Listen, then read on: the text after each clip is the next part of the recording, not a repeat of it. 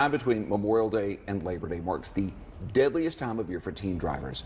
Dr. Wanda Boone joins us to talk about why that is and how you can keep your teens safe. She's an ambassador with Talk It Out NC, a statewide initiative to prevent underage drinking. First off, good morning to you. Good morning to you. Why is this period the most dangerous time for teen drivers? The reason that it's the most difficult time and the challenging time and most dangerous time is because young people are out of school and they see it as a time to be with their friends on vacation and to have fun. Yeah, a lot of the norms kind of fall by the wayside, don't they? Yeah, they do. And actually, one of the things we need to think about is the impact of COVID and that kind of attitude of, okay, now I can release myself and, be a little bit more relaxed. And that may be all right for an adult and an adult mind.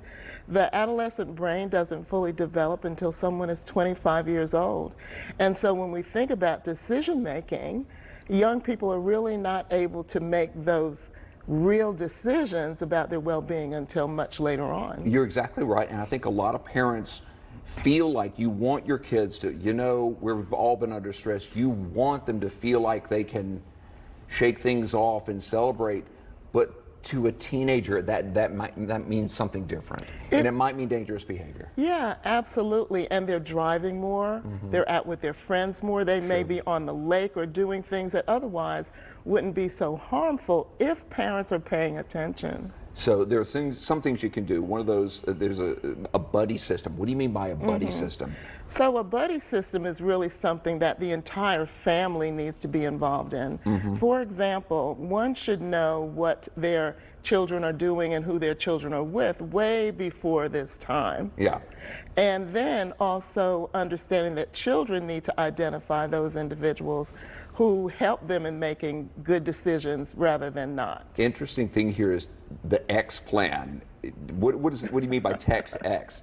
Yes, so this plan is where a child may not want to say out loud, "Mom, Dad, I need help." And so they text X to their parent, and their parent will understand that means "come and get me." Now that means that the parent knows where they are.